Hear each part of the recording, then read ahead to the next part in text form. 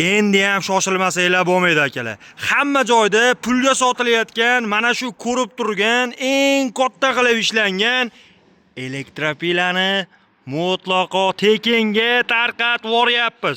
Soni cheklangan. Atiga 50 dona mana shunaqa elektropilani mutlaqo tekinga sizga berib yuboramiz. E'tibor bering.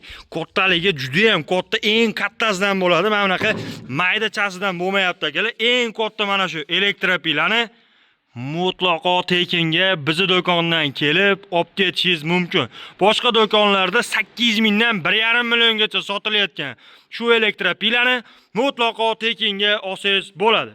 Ukam qandoq qilib bu elektropilani tekinga olaman degan akalar, hoziroq mana shu videoga bitta dona akalar like tugmasini hoziroq bosib, bitta dona ekranga like tugmasini bosib, kommentga kirib hoziroq omad deb yozib qo'ying va videoni oxirigacha ko'radigan bo'lsangiz, tekinga mana shunaqa elektropilali bo'lib qolasiz. Kichkina maydasi emas akalar, eng kattasidan 50 donani skidkaga tekinga qo'yib yubordik akalar. Undan tashqari ertalab video qo'ygandik. Ukam, men 7 ot kuchli Belarus original motoblogini ko'rdim. Menga bunaqa kichkina 7 ot kuchligi emas, kattaroq, bahaybatroqdan ko'rsat degan akalarimizga 9 ot kuchlik usulinniy korobkalari bilan jihozlangan Belarus firmasiga tegishli Rossiya texnologiya asosida ishlab chiqarilgan 9 ot kuchli Belarus motoblogimizni hozir sizlarga to'liq ma'lumotini tanishtirib o'taman. Undan tashqari orqa tomoniga universal bo'lgan chiziligacha kelgan, bu chizilini ham hozirlarga to'liq ma'lumotini tanishtirib o'taman. Va bundan tashqari boshqa motoblog kerak bo'lsa ham bizda optim baza xolagan motoblogingizda topsangiz bo'ladi. Xo'p. Bo'lmasa motoblogimizni tanishtirishni boshladim. Motoblog aytib o'tganimdek, Belarus firmasiga tegishli Rossiya texnologiya asosida ishlab chiqarilgan bo'ladi.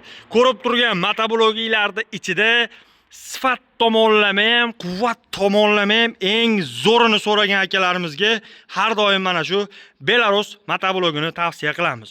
Bu ko'rib turgan Belarus motoblogingiz korobka qismi 550 talik. Usulinniy katta korobka bilan jihozlangan. Undan tashqari yoqilg'i turlari benzinli bo'lgan. Undan ham tashqari boshqa motobloglardan balon qismi ham ancha katta qilib ishlangan model hisoblanadi. Xo'p, motor qismi 177F motor 9 ot kuchli benzinli motor bilan jihozlangan. Yurish qismlari zavodnoy orqali yarimta tortganingizda zavodit olib, juda ham yaxshi sifatli ishlab bera oladi akalar. Bu 9 ot kuchli motoblogimiz 17-15 ot kuchli motobloglardan ham quvvati balandroq ishlaydi.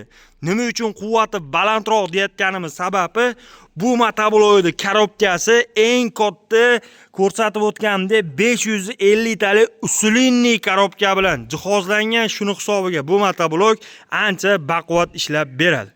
Xo'p, yoqilg'i turini tushuntirib o'tdim. Soatiga rasxodlari 1 soatiga 0,5 litrdan 1 litrgacha benzin rasxod qiladi. Nima uchun benzinda kam rasxod qiladi degan akalarimizga, bu Belarus motobloglarimizga har doimgidek original karburator qo'yilgan, shuni hisobiga benzin rasxodi ham ancha ekonomik bo'ladi. Rollari uzun qilib ishlangan, oldiga akalar 1 hamda 2 skorslar bilan jihozlangan, ishlashiga sifatiga gap bo'lishi mumkin emas. Ukam, men motobloglarni hamma joyda ko'rib yuribman. Menga zo'rini ko'rsatgan, sifatlisini ko'rsatgan degan akalarimizga aytganimdek, Belarus Rossiya texnologiya asosida ishlab chiqarilgan motoblogimizni olib kelib qo'yganman.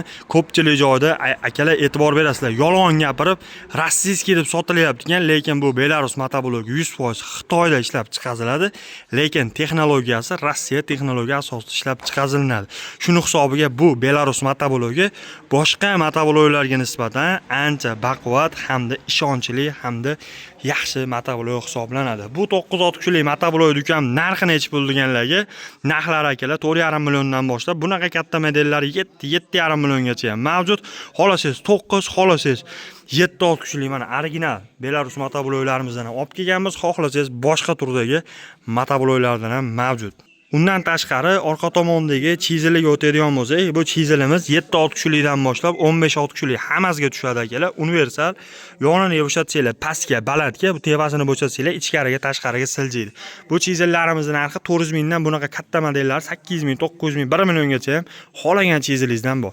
Aytib o'tganimdek, boshqa turdagi motoblok yoki motobloklar uchun agregatlar kerak bo'lsa ham aloqaga chiqsanglar bo'ladi. Videoni boshida tekinga mana shunaqa elektropilar beraman dedim. Gap akalar. Bizning do'konga kelasizlar. Mana shu yerda turgan 100 xildan shu o'zingizga yoqqan bitta motoblok sotib olasiz va bizning do'kondan motoblok sotib olganingiz uchun do'konni ichiga kirib, do'konni ichidagi to'g'ridagi barabanni aylantirasiz. Bu barabanda ichida hozir sizga ko'chada ko'rsatib o'tgan elektropilar, benzopilar, svarka apparat, bolgarka apparat, drill, kulish nabor, shunga o'xshagan hamma instrument, hammasi shu barabanga joylangan, elektropilardan tortib dori apparatgacha.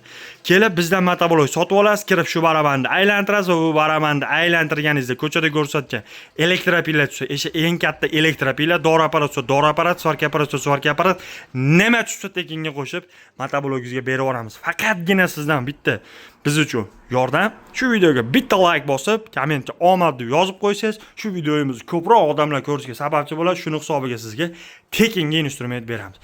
E'tiborlaringiz uchun rahmat. Joninglar sog' bo'lsin. Kimga qiziq bo'lsa, ekrandagi nomerga aloqa chiqsanglar bo'ladi.